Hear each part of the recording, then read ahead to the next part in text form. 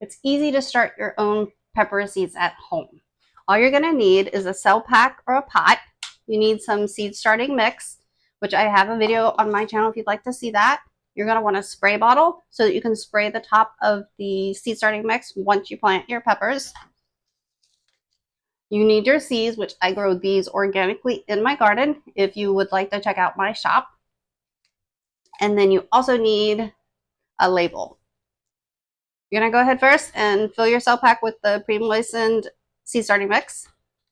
Then you want to plant 2 pepper seeds per cell pack or pot.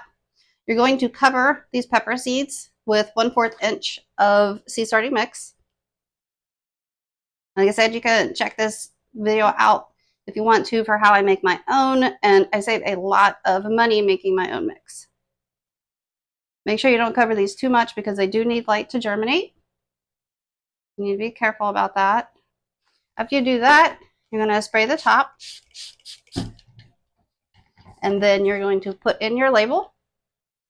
You want to cover them with a dome so that your seed starting mix and your seeds don't dry out, because then they're not going to survive.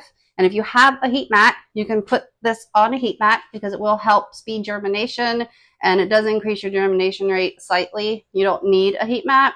If you're putting these in direct sunlight, they need a minimum of 6 to 8 hours per day. If they're under artificial lights, you need to have those on for about 16 hours per day.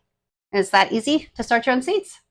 I do have a more in-depth video on my channel if you would like to watch that on how to start your own seeds indoors.